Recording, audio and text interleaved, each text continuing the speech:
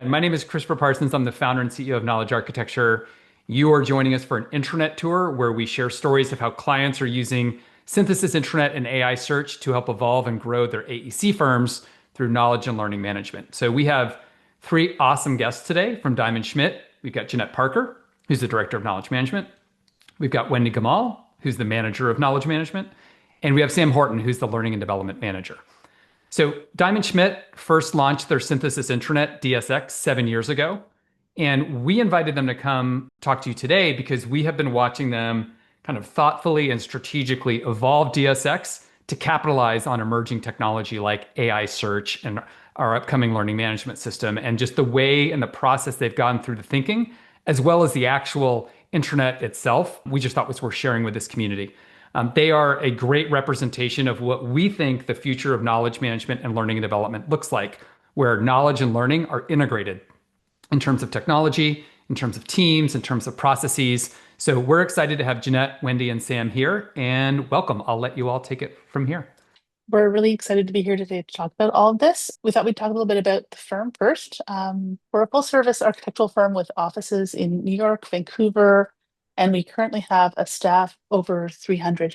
We work in a variety of areas, including performing arts, healthcare, higher education, research, libraries, recreation, community centers, transit, and residential. So pretty much across the market. And I'm going to turn it over to Wendy for the first part of the presentation, which is going to be launching the AI search, followed by how AI search is shaping our content and preparing for the synthesis LMS. Great, thanks, Jeanette. We're going to start with a brief look at our intranet. We launched our synthesis intranet in 2018 and called it DSX, which is short for Diamond Schmitt Exchange. And then we launched the Synthesis 6 version of our intranet in February 2024. Our homepage probably looks familiar to many of you, as we chose to utilize all of the research done by KA in setting up our site's architecture and the community navigation. So we have communities for HR and office. We have a community for projects and practice, technology, business development and communications, and learning, as well as a sandbox area for development. And you can see all of the menus. As you mouse over, you can see the breadth of the information that is available there. Our homepage also features our main news feed. We have some quick links to some highly utilized resources, and then our firm's Instagram feed as well. Now, Jeanette's going to give you a much more thorough tour of our intranet later on in the presentation, and we wanted to start off today with talking about our journey to launching the AI search on DSX. So let's do a few demos of the AI search first for those of you who haven't opted in yet or who are new to the AI search. You can still keyword search, of course, in the search bar, but now you can also ask natural language questions. For instance, how do I fill in an expense report? The AI search will generate a summary, pulling content from pages and videos, which are all cited within the text and displayed under the top results in the right-hand column. Users can also search for resources on a topic such as mass timber, and get a detailed summary of courses from our learning program called DSU for Diamond Schmitt University, reference materials from our library, and DSX pages on the topic. Now that the employee directory is also included in the AI search, it mines information from our staff profiles as well, so that users can be pointed to staff with expertise on the subject. In this search, our query is more directed towards the employee directory portion of the search, asking who our mass timber experts are. This also could have been a follow-up question from the previous search. For searches such as staff with specific certifications, those of us who administer our synthesis platforms might think to go directly to the employee directory and filter for this type of information there. But general users don't always think that way. So being able to come up with the same information directly from the search bar is a big win. And then also we can let staff know that Information such as expertise, certifications, and licenses are now surfaced in the search. So that's a great way to encourage them to add content to their employee profiles. One of the most exciting aspects of the AI search has been its ability to surface information and knowledge from all of the video content that we have, whether it's design meetings or learning sessions. It makes your videos as searchable as documents. Or even better, as Chris was saying when we were discussing this presentation earlier, because the search takes you to the precise second in the video that's referenced. It is important to remember, though, that not every search requires an AI summary.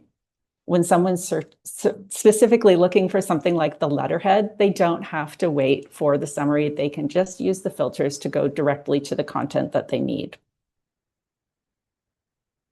Okay, now that we've looked at a few examples of the AI search, I'm going to take you through our process that we followed to launching the AI search on DSX.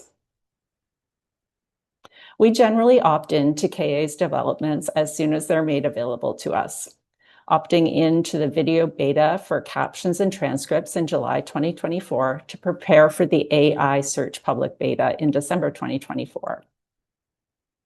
We created a roadmap to launching the AI search using information gleaned from other KA clients' experiences, such as EUA's AI search deep dive on their preparation. We noticed that some of EUA's lessons learned were no longer issues by the time we were testing because KA had already made adjustments to the search. We decided to use an iterative process with an ever-expanding test group and continual content optimization. After the launch, we planned for ongoing maintenance, content review, and staff training. We enabled the AI search for our first testing group in January 2025, and that was our DSX committee. We broadened testing in March of 2025 to a wider group comprised of a diverse cross-section of the office, including members from business development, digital practice, finance, architectural staff, as well as staff from our New York and Vancouver studios. Input from our HR team was very important to us as well, but they didn't have the capacity to join the second testing group at that time. We met with the test group and explained to them what was included in the search. We showed them how to rank and give feedback. And note that at the time of this second testing group, the AI search did not include the employee directory. And we communicated this to them, but they still gave feedback on content that they felt was missing from the AI summaries that would have come from the employee directory.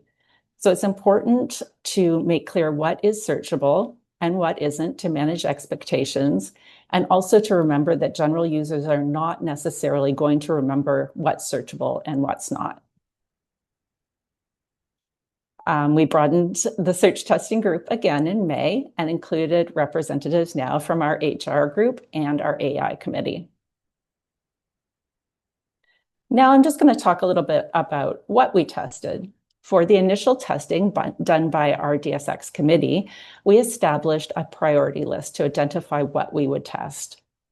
We started with the search term list provided by Knowledge Architecture and tested using a variety of keyword searches and natural language queries. And we split that list up between our DSX committee members. Next, we tested DSX top searches based on the final search analytics that we had from Synthesis 5. And then finally, we tested searches based on top page views and common questions that we receive in our various roles. But for the broader testing groups, we decided to let them form their own queries and keyword searches based on their own areas of expertise and the questions that they frequently received.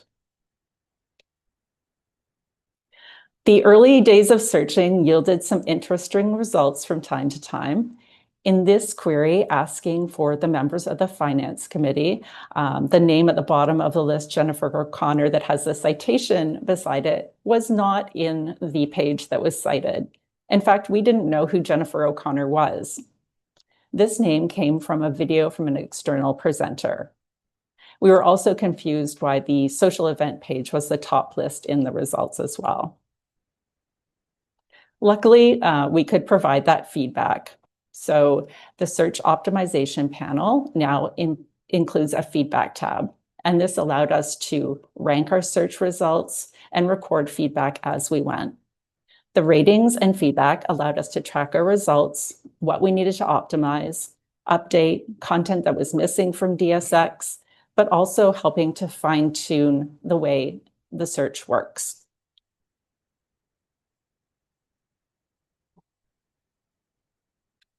We received emails with direct feedback from KA throughout the process based on the feedback that we recorded in search optimization.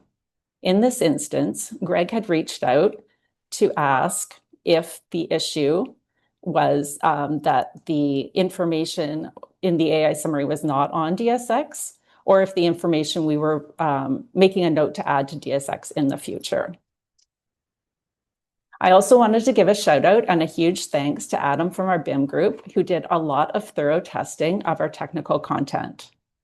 As many of our DSX committee members are not architectural staff, we wouldn't have been able to evaluate the validity of the search results and summaries and needed to lean on their expertise. We were pleased to see users in our test groups asking follow-up questions to refine their searches. We were training the AI, but the AI was also training us to help form queries to get the best results. The first week of June, we evaluated all of the results, ratings, and feedback. As you can see, a great majority of the ratings were in the 4- and 5-star categories. And keep in mind that a portion of the lower ratings would have been for searches for content that we simply didn't have available on DSX.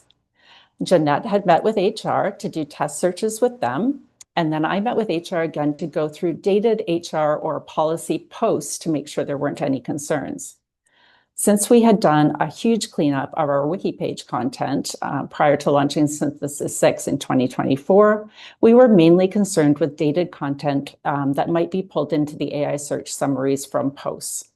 So we decided to launch June 9th and communicate the new feature to staff with announcements at meetings, posts on DSX, and ongoing training.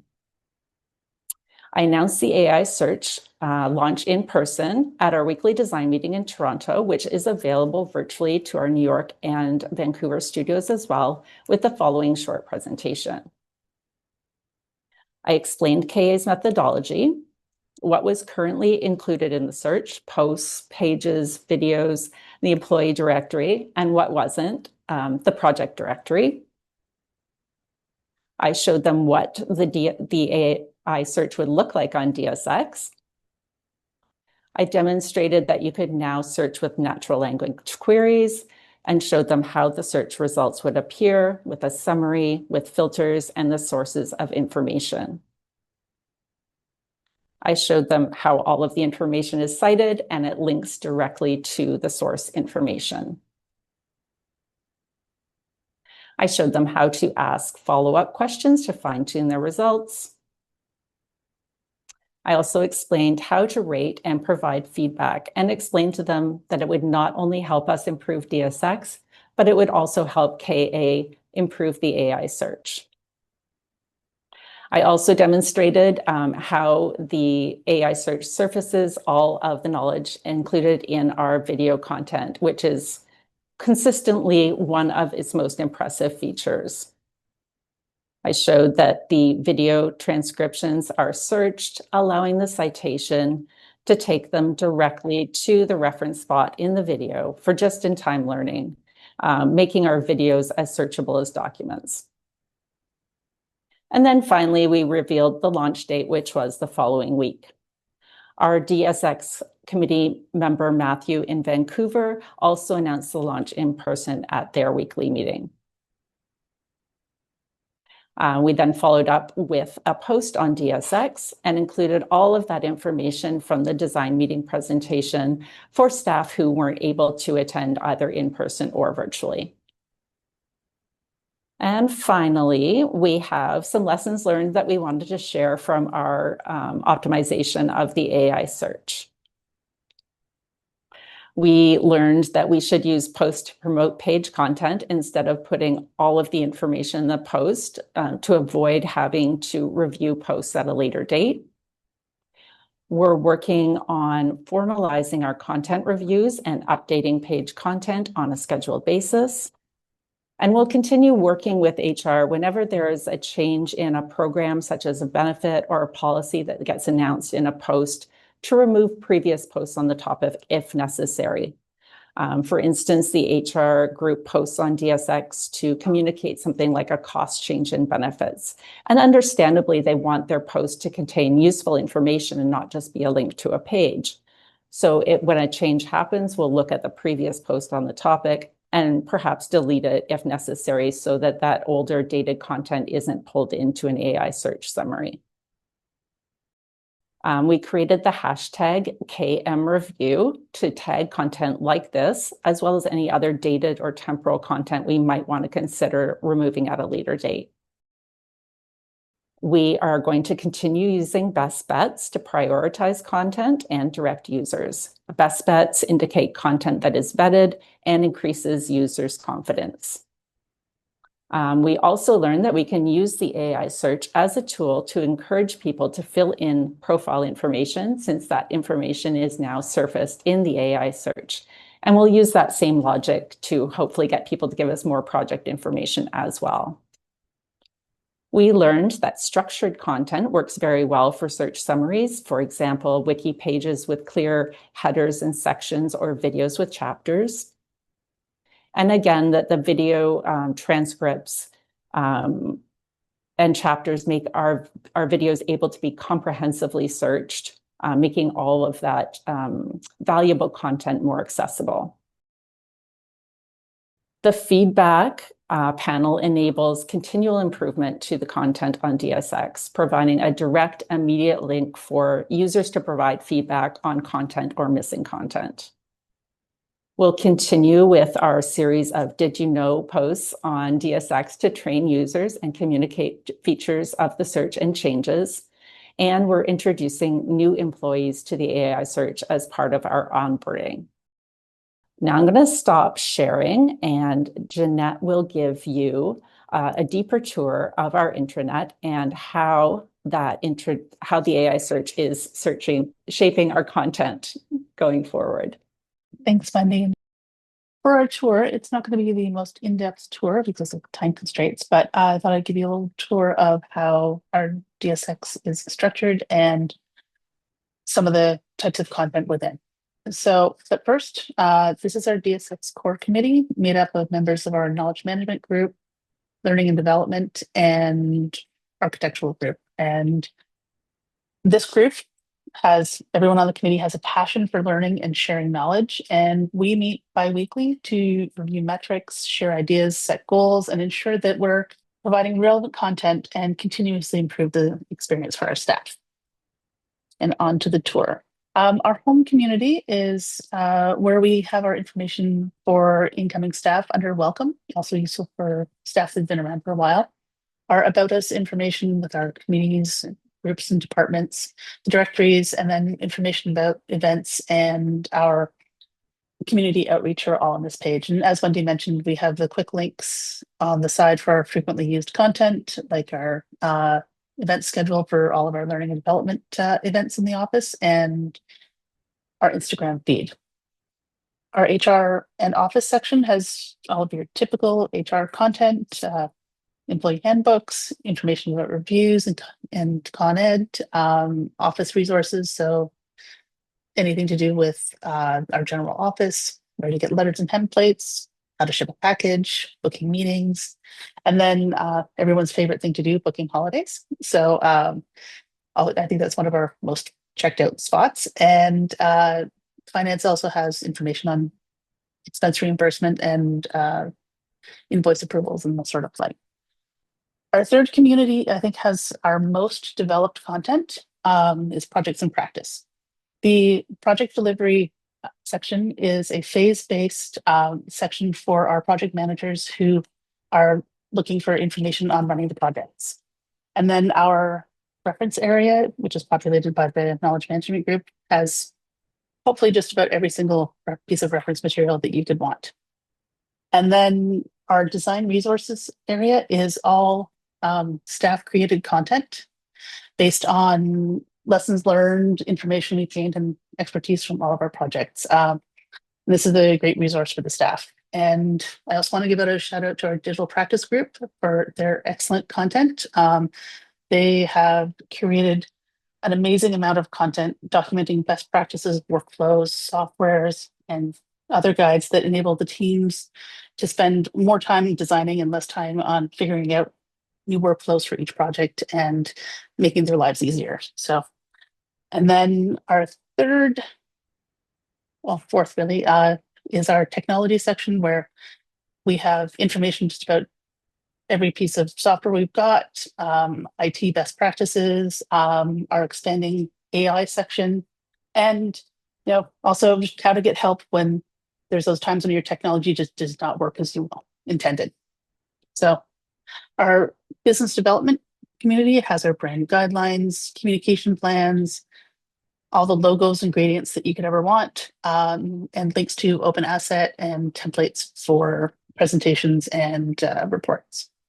And the last community we're going to talk about, because our sandbox is just the land where we experiment, is our learning community. Sam is going to expand on that during her presentation, but this area has all of our course content from the past DSU sessions that which is Diamond Schmitt University that we've done, and it is 100% created in-house and is full of our staff's expertise and ties in really well with the rest of our content.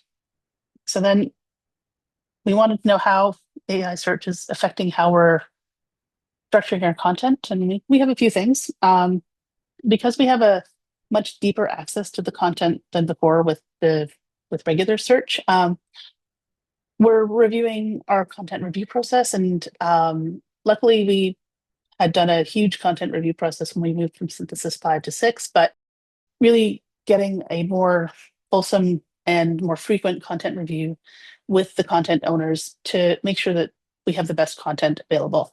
And these reviews are going to start to include the search feedback in the review process so that the content owners will understand what people are looking for, and then giving them some guidance on how they can optimize their content for the AI search. And as Wendy was talking about, posts with old data in them and information. So we're putting together a periodic content review process for posts that includes helping us identify the temporal posts and other posts for deletion with the KM review tag, and then creating a transparent process and criteria around guidelines for removing posts so that we don't have anyone that gets upset if a post has been removed. And then also encouraging staff to link to information rather than embedding the information in the post, because we have had issues where old PDFs have popped up out of nowhere in the test searching that we were doing. So the next part is on structuring our content. So again, it's we have done a fairly thorough job when we upgraded our platform, but reviewing the content, how it's structured to optimize it with the AI search and making it more uniform, and also reviewing the language, because sometimes people have written things that are a little bit wordy and could be a little bit more concise. Another part is we have a number of PDFs on the site that could be translated to wiki pages, and we've been working with the content owners to do that, because having the content as guides is easier to manage, better surfacing the data, and has the ability to include more dynamic content, such as automated post blocks and automated project blocks inserted in the content. So we have an example where that happened. We have a drawing manual in the office that was a PDF, and our digital practice group worked with the creators of the digital drawing manual to really bring it in as a guide. And we think that it's excellent, easier to update. And also now we can give the group more insight into how their material is being used and what the more popular pages are for working with the drawings. Another part of our content is restructuring some of the pages in the design resources section. These pages have a lot of good data on them. This mass timber is an example of one. It's a work in progress. We recently, through Diamond Schmitt University, completed a series of talks on mass timber, and we're incorporating that information into these pages. But we're also taking this opportunity to work with the subject matter experts to come up with an expanded layout and guide to include all of the information from and best practices that they've been coming up with as part of this series and leveraging that knowledge base. This is a work in progress. This is kind of the thought that we're actually meeting with them next week to talk about whether this type of format would be best. And so hopefully it will be.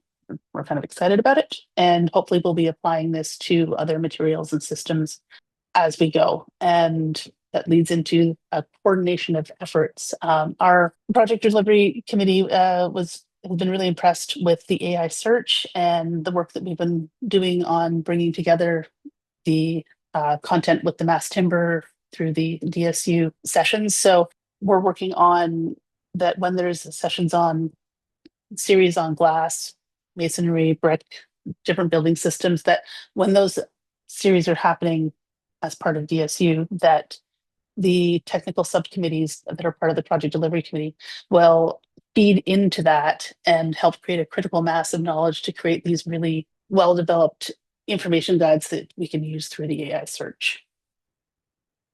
Another experiment that we're doing is in the more bite-sized content. In this particular example, we've had a film student with us this summer who's been going to the different sites reasonably locally with our architects and filming content on site. So this particular one was about steel studs, and the architect explained in 2.5 minutes a fairly detailed account of what you should be looking for, where you can go wrong, and giving a mini lesson. So now that we've put this bite-sized up in a post, whenever people are looking for information on metal studs, a lot of that knowledge will come up in the search summary. So these posts have been very popular and we're hoping to continue them.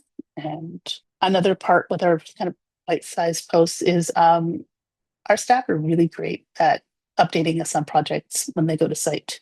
And oftentimes there's a lot of really good information that could in the past have sort of stayed a little bit buried and not being incorporated into the searches as much. But now with the video surfacing and the AI search, that when you do a search on a particular topic, it'll bring it up in the search summaries. And we think that's a really valuable tool. So I'm going to just switch to our live site here for a moment. So bear with me, because our staff sometimes get extraordinarily technical in these posts, and they do put a lot of effort in, and that information is so valuable. This one could not screenshot very well. So, and it's a particularly good example. One of our architects, and well, actually the whole team went out to look at terracotta facade mock-up at the Art Gallery Ontario, where we're doing an addition to the art gallery. And as you can see, he's put a lot of information in here with images. He's done videos of the mock-up.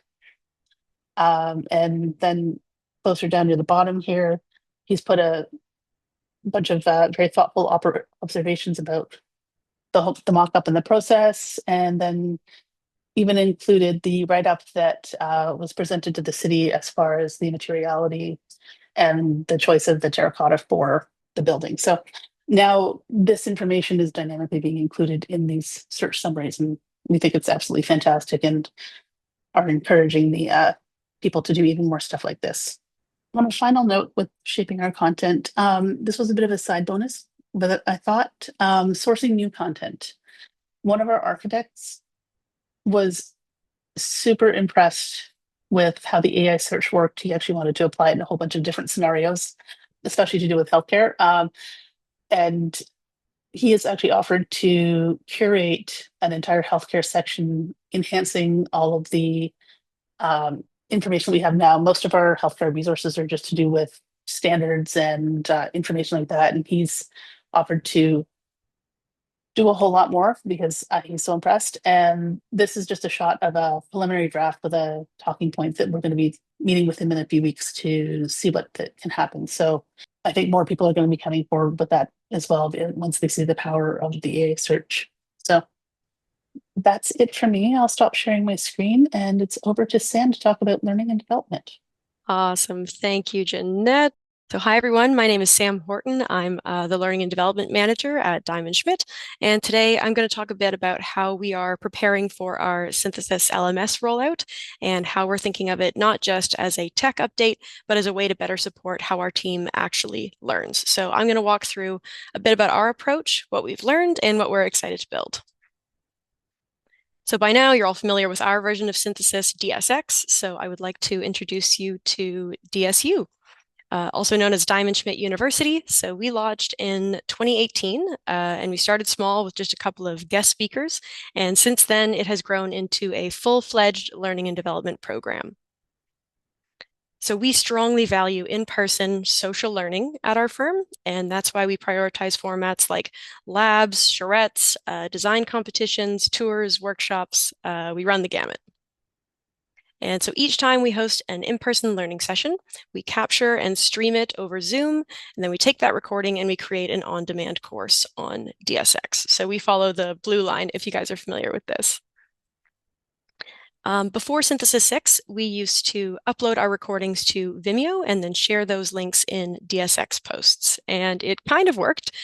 We could chapter the videos and add resources like you're seeing here, but the courses were hard to find and there wasn't really a central library or structure for us to follow. So we introduced a learning management system, Absorb LMS, which some of you might be familiar with. We spent months building every course from scratch, building the platform more or less from scratch, SCORM files, thumbnails, and it looked great. It worked great. And then nobody came to our party. It was too many clicks. People didn't want to leave DSX, log into another system, learn a new interface. So after 2 years, we sadly had to shut it down. But all was not lost because then Synthesis 6 came along. So for the first time, we could consolidate everything, upload directly into DSX, give each course its own page, and create a proper catalog for our content. And with the AI-powered search that Wendy and Jeanette have talked about, every single video transcript is now discoverable. And that's something I'm still wrapping my head around. And I really want to pause and emphasize that. So our program has been around for 7 years. So that's 7 years of specialized knowledge and learning material that otherwise might have been buried in posts or forgotten. And it's now accessible to every staff member with a couple of words into the search bar. And that is amazing. And that's the power of AI in learning. But it didn't happen overnight, at least not for us. So over the last 6 months or so, we have been migrating over 200 existing recordings from Vimeo, uploading them to DSX, rechaptering them, and giving each one a course page. So we've been doing this while we've been running our live program as usual, and have just been doing it as an incremental rollout. And this has been made possible thanks to Rowan and Avery from our L&D team who are making this all happen. So big shout out to them. Now I want to move on to a few elements of the LMS that we are excited about. The first being on-demand content. So that refers to courses that are specifically made for the LMS, not just recordings of live sessions. So as we all know, watching a recording can feel a little bit impersonal because it wasn't made for you. You're sort of catching up on something that's already happened. Where on-demand content is designed to be clear, focused, and easy to access when you need it.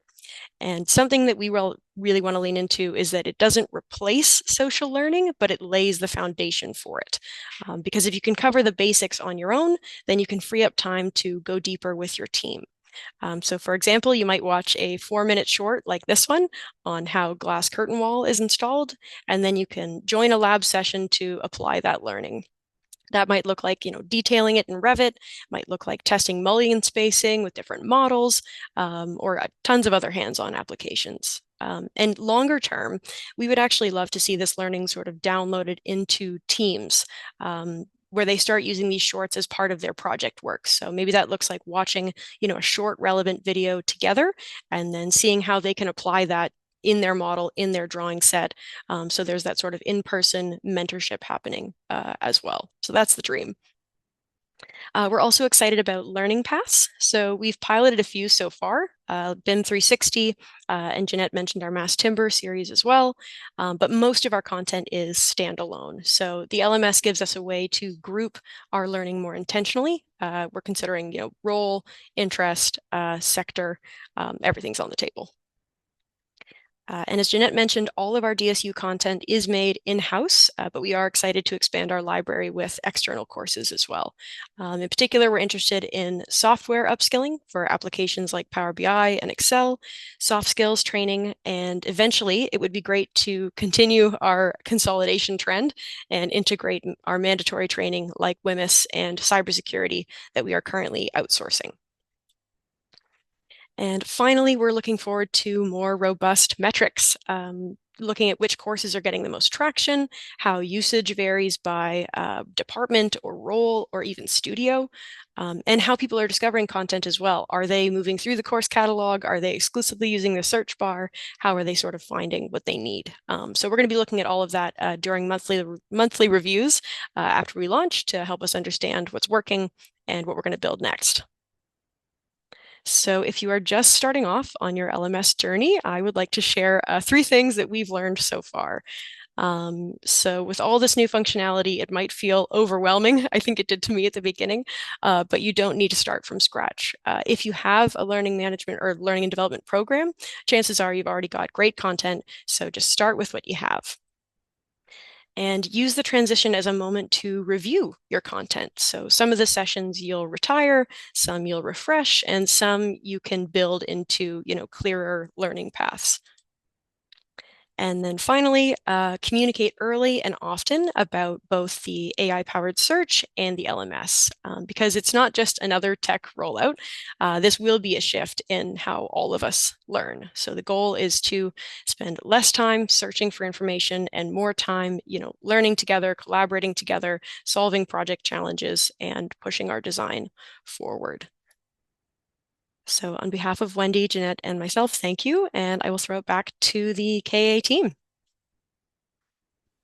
Awesome. Thank you all 3 of you. That was really great. It gave us kind of 3 different lenses into how you're doing knowledge and learning. And I want to just start with a question around prioritization, because Diamond Schmitt's a very dynamic firm with a lot going on.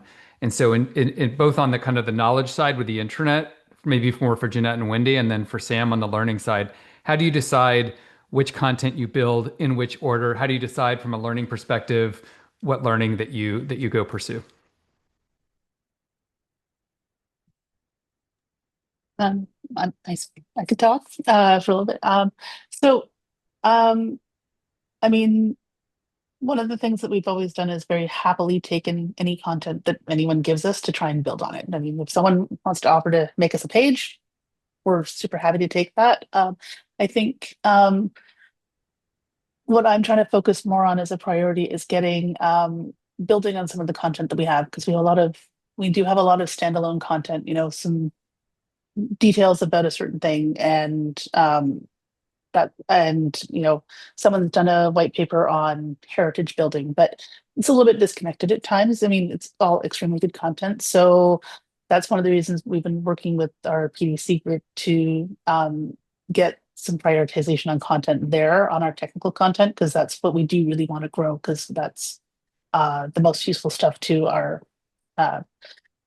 staff. And we've recently doing that collaboration with DSU, that really getting people to work together to get that critical mass together instead of having these little bits and pieces coming in. So I think really trying to get that technical content so that people don't have to be repeating research and starting from scratch every time. Jeanette, when you say disconnected, do you mean that it's kind of like advanced kind of content that's kind of floating, but like context that explains what it is isn't there? It's more that, someone put a lot of effort into doing a reference detail on, glass, but that's our only glass content. Or, so that it's, and that, it would really benefit from having other content in with it. So just getting people to really get that critical mass together. Because we've got lots of content creators, and we're really trying to prioritize getting them organized and behind topics to get a really comprehensive guide to whatever it is that we're working on. So, but yeah, it's I think that's where the prioritization comes from. Sam, how about learning and I was just development? going to say, maybe just to add to that a little bit, a lot of our committees will have initiatives, and a lot of those will end up being presented to the staff through DSX. So sometimes there'll be, a detail on one thing or a manual on another thing, but they're not necessarily connected in any way. But as I'm hearing this, I'm thinking the great thing about the AI search is if you search on that topic, now you are going to get those all pulled together. So that's helpful as well. I would say trying to align with our strategic goals when possible. I mean, mass timber, as you can tell, has been quite a focus of ours over the last few months. So we're making sure that those courses are top of mind, posted regularly, built out well, referencing the manual, and even when we can sort of cross collaborate. Where when we're showing the functionality of the AI search, for example, we can reference, okay, where can I find mass timber learning content? So we're sort of working hand in hand to reinforce that. So you have to pick something to demo AI search to the staff. So you're picking something strategic. So you're also reinforcing mass timber even through your demos, is what you're saying. Exactly. It's a hot topic that people know is being focused on in different sectors of the office. So might as well use it as a jumping off point to get people excited about the AI search. Amazing. I don't know exactly who this is for, so I'm going to throw it out, and whoever wants to jump on it can. There were a couple questions around frequency of content reviews. So how often should content be, reviewed and by whom? Like maybe we can just talk about content review process stuff. I can go if you want, or Wendy, you can go. I'm happy either way. I mean, I think at a minimum, we should be reviewing our content once a year. That's the minimum. There are some sections where maybe more frequent reviews may be required, or sometimes less, because I know our digital practice group they're constantly reviewing their own content and adding in to it. But I think at a minimum, once a year, ideally, if there was time, because we also know people are busy. For some groups, maybe twice a year, if it's the content that may be changing frequently or becoming outdated quickly. Yeah, I just wanted to add to that as well. I know I talked about things like HR content when we were talking about going forward the AI search. And that's something that's just going to always be updated when it's needed. So there's content that's fairly static, and then there's content that may be fairly static, but then every once in a while there'll be a big change, like, oh, our benefits packages have changed. So we need to go and look at those posts to make sure we're not pulling in dated information. The pages need to be updated. So that's something that needs to be necessarily like a quarterly review, but just, when there's a change, we need to know about it. We need to update everything. Yeah. So I think some things, a quarterly, a 6-month, a yearly review would work, and some things just have to be more ad hoc. This is sort of adjacent, but I'm keen to add it in. As part of that transition from sort of longer form in-person, lecture style learning that you're then recording. I think another one of the benefits of sort of breaking it down into those bite-sized on-demand pieces is that as you go along, if something in that, is out of date, maybe it's a particular element of that software that's changed, it's much easier to go in and swap out that 4-minute piece for the 2025 version rather than revisit, okay, do we have to re-record this entire session from 2021 to make a few tweaks? So I think there's definitely some opportunities there in terms of content review and keeping things up to date. Yeah, it's kind of like the longer a video is, it's an asset, but it also can become a little bit of a liability if you kind of like look forward. Exactly. Yeah. We had a question from Carrie at BWBR. So you had mentioned these kind of project update posts. Like, is there any plan to move some of those to pages or guides? If they're not kind of just like a project tour, but like here's like how we designed this thing. Like, do you think that those might become more like pages or guide to help them feel more evergreen versus having to maintain posts going backwards? You know where I'm going with that. I ponder it all the time, especially with some of our I guess, more prolific writers that it's almost like they've written a book, which is great. But with the advent of the AI search, I'm not as certain that we necessarily want to do that. It may depend that, when we're looking at a topic, maybe we're polling the posts, and in some cases, maybe a particular post may be a good idea to turn into a page to fold into that information. But I think it's going to start coming up as we're adding more of these guides together. Because it's occasionally standalone information, but maybe if it's more tied in with a topic, that it could potentially get tied in. So it's one of those things that I actually think about quite frequently, and I just haven't come to a firm decision on it yet. So I think we'll see how that goes. Yeah. We had some questions about content ownership too. Like, um, how did you establish who your content owners how does that change over time? And I think that could apply even to the learning piece too, in terms of like maybe the person was the instructor, but no, they're no longer at the firm. So like, how do you stay on top of connecting people to knowledge and topics? I think we did a lot of that kind of establishing ownership when we were moving from Synthesis 5 to 6. We really looked at who the owner of the content was, who is the creator, who would be the creator moving forward if it was current. If we didn't have an owner, sometimes we just parked that content and moved on if there wasn't anyone who could confirm to us that it was up to date. Hmm. And we do all of the page creation ourselves for the most part, except for our digital practice group. So everything does kind of get vetted at the time as well. So we kind of try to assign who we think the content owner is. I think sometimes we would go to them with the content and they'd be like, oh, that's not my content. I'm not responsible for this. But generally, you know who's in charge of which content just by the groupings on the site as well. Hmm.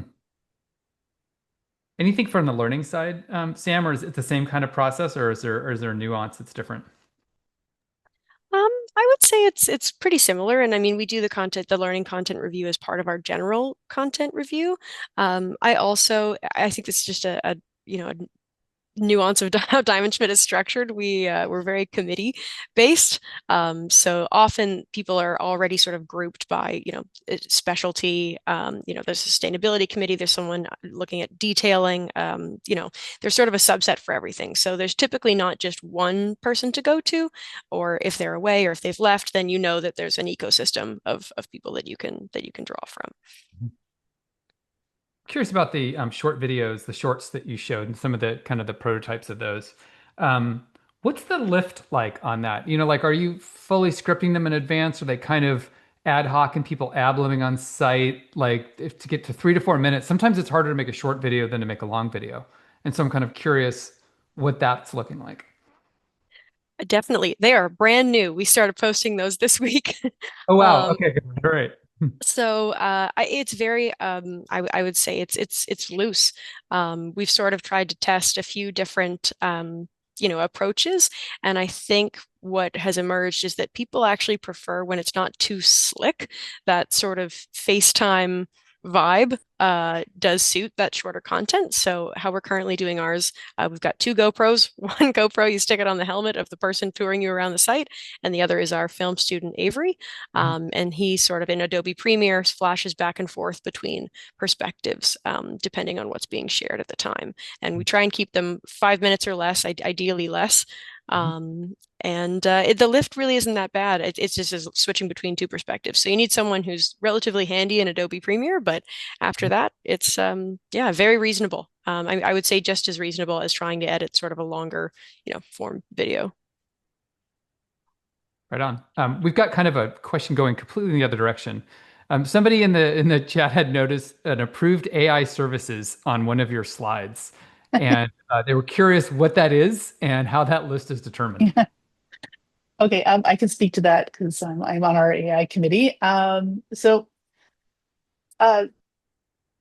the approved services, because we're experimenting with all sorts of different types of AI, and we wanted to get ahead of people just randomly going off and throwing entire projects worth of stuff into the free version of ChatGPT, because not such a great thing. So the committee got together. We've gone through a number of different AI tools where we've vetted things like the security, having paid accounts for them, what, in I think some cases, what you can, showing what you can and cannot do with maybe a free version. Like if you're going to use the free version of ChatGPT, you have to pull a whole bunch of stuff out and can't put any identifying information in. So it's a dynamic list where we are really trying to look at which services, which tools are the best and how we're going to use them. But we wanted to give staff some guidance instead of them just picking and choosing perhaps